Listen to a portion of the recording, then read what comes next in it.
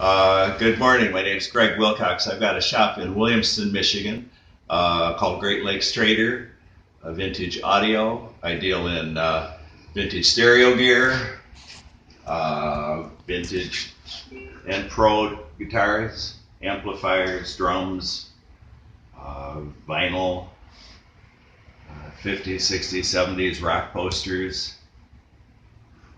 Been here for several years, but now becoming more active in terms of getting the store open. Got some cool things. Got a JBL Paragon, which is the godfather of all speakers. That's right there? That's right here. And this one's about a 1968. And JBL made about 1,000 of these from 57 to 83. And this one is Is that cherry? Is that a cherry or walnut? Walnut, yep. And, big old horns in it? Yep, horns, 215 drivers inside, reflective system, so that's cool.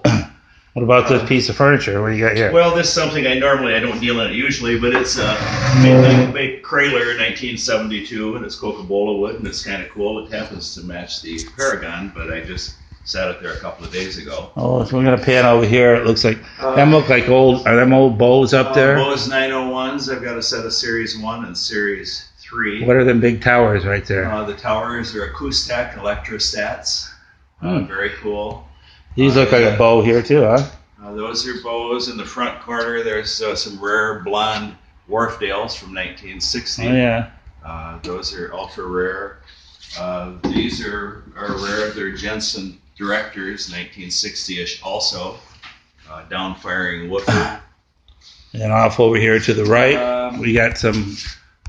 Yep, the reels. speakers on the floor. The speakers on the floor are Hawthorne Audio, made in Marshall, Michigan, and pretty rare. Philco Predicta TV, 1961. That's pretty cool. The big receiver here is the Top Pioneer, 260 watts a channel. Oh, that thing is huge. It is huge. Really nice ones go for about $3 to $4 grand. That one works fine. AM is out. Cabinet's a little beat up, but it's $2,000. It's a beauty. Works fine. Works fine. Back next row, I got the Top Kenwood receiver. 160 watts a channel. Sounds really good. The Macintosh 5100 is near mint. AR3A speakers. I've got 2 sets that are restored speakers properly down here. and beautiful. And what's that speaker? An old Evie over there? EV underneath. Yep, I've got a variety of those that I sell. So over here, these are Bozak. It's 1970-ish. That's a nice looking. Is that cherry cabinet? Yeah, I was gonna say cherry. Yep. So it did a nice job on that. The Advent receiver I just got. That one's been all restored, and those are really cool. I'm gonna start right up the top. He's got everything down here from drums and an old bass and receivers. Yep. Italian bass, which is kind of funky and rare. There's another old TV set. The Admiral is Bakelite, 1954, 55. Decorative, they don't work. And what do we got? What else we got over here, Greg? Okay, well, the drum set is over the top cool. That's a 1941 Ludwig top hat and cane. Made several, then the war broke out.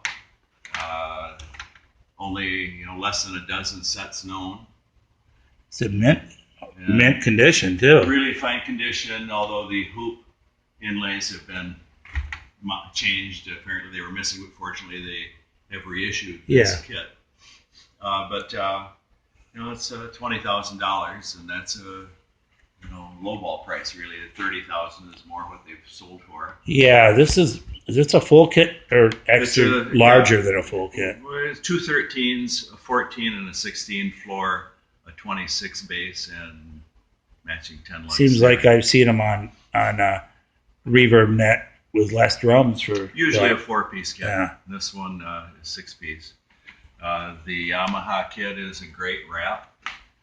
It's called Red Dragon, and this is early 1969 import, early Yamaha import. That's a beautiful set too. Very cool wrap. Cool sizes, 12, 14, 20 bass and matching snare. Yeah, them small drums sound good too. Yep. And he's got some... mostly some Zildjian and Pisces, 50s through 70s. Oh, yeah, they like the Pisces. What about this? The Ampeg is your classic B15 that Motown used and Zeppelin used for guitar in the studio. And it's a classic 30-watt tube amp with a single 15. So that's cool. The Rivera amp, guitar amp, is tube and powerful, and that's pretty neat. Loud. Got a few amps down here on the floor. Yep, Fender box modeling amp that's modern. It's only $350. The TIAC reel-to-reel is rare.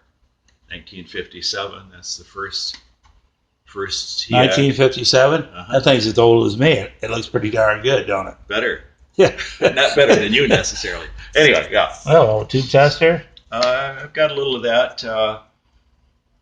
And then, I've got some guitars. The Dan Electro is late 50s, early 60s. The Squire bass has been custom painted by Dennis Preston, who is a area poster artist. Oh, yeah.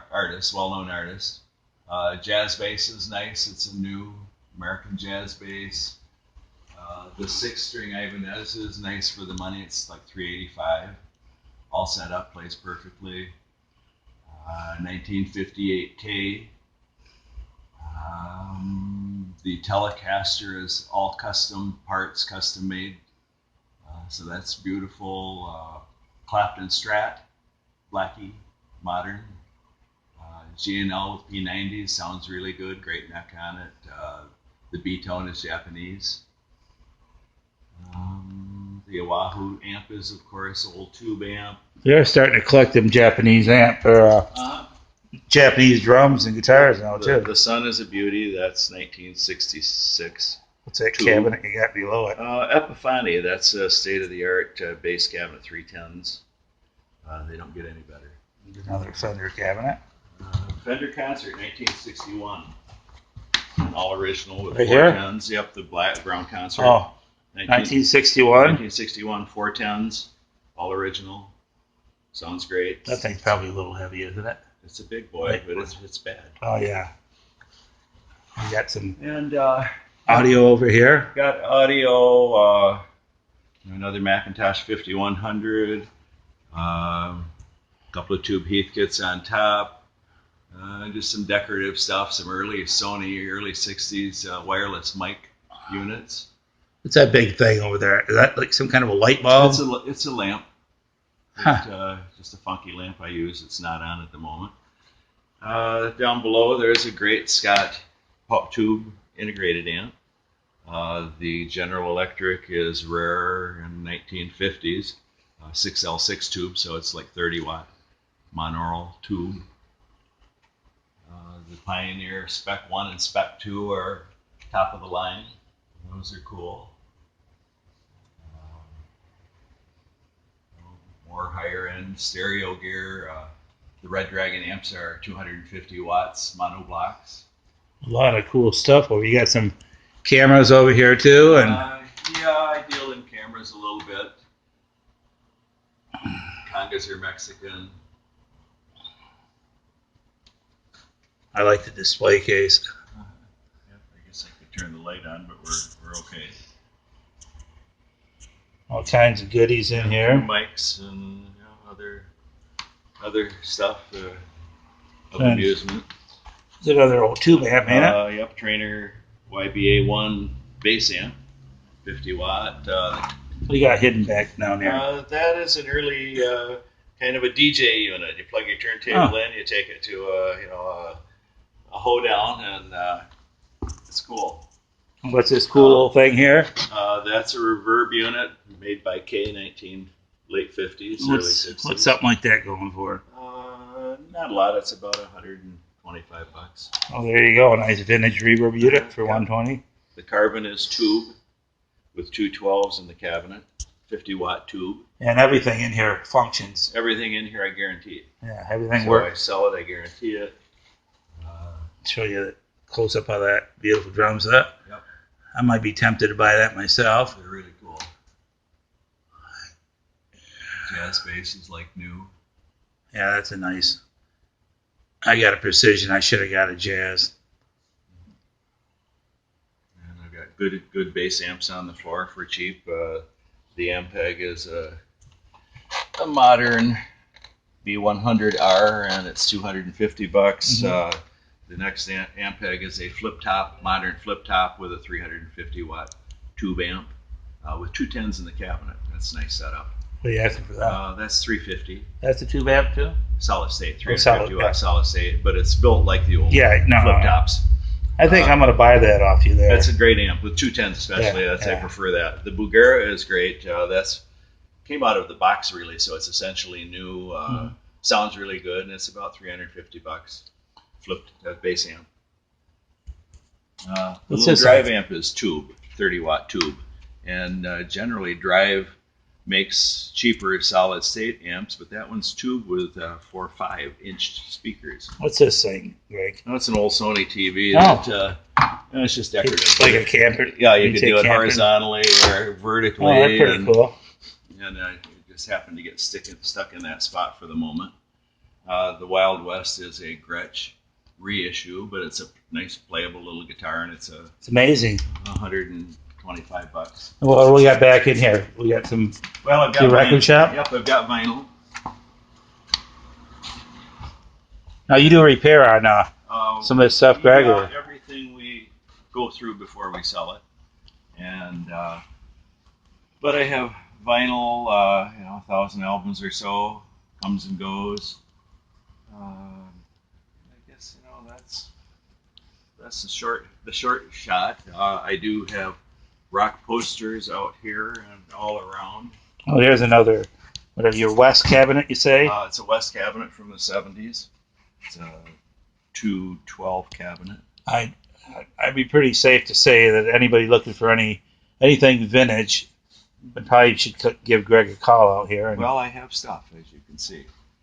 And again, here's rock posters up here that are good. And I have a couple hundred posters from the 60s through the 90s. I'm right behind you. I'm just getting some of these audio, videos. The Dynatube amps are nice. The Adcom stuff is good. It's a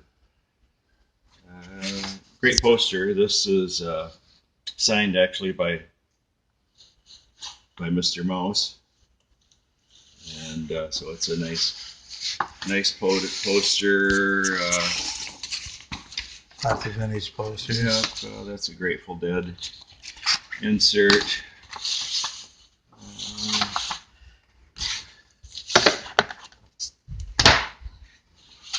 Magic Bus. Pretty cool. Ken Kesey. It's the one they drove to Woodstock, I think is the story. This is rare by Stanley Mouse. He was originally a Detroit artist, signed by Stanley Mouse. And then he went to California in the early 70s and is one of the Fillmore artists. And he did stuff like this. This is a Fillmore poster from the 60s. It's the poster plus the handbills on a printer's proof. That thing's a nice shape too. Yeah, pretty nice. Condition is part of the price. This one was made in '86 for a poster show by all of the artists from San Francisco. So they would do that periodically. That's a 60s Fillmore poster, 1968, original first printing. The Hendrix is a third printing, but a great poster.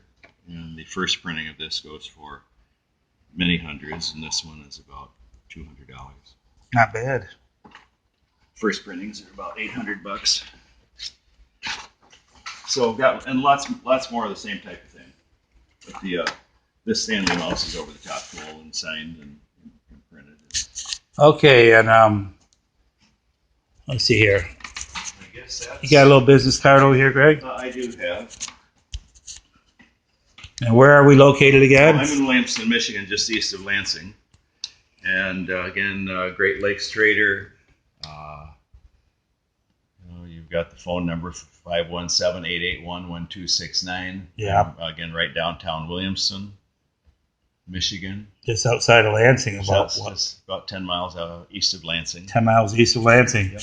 Well, thank you, Greg, and thank you for a tour of your shop. And anybody out there looking for any cool vintage stuff, guitars, tube amps, speakers, stereo, audio, posters, There's a good chance I'll have it.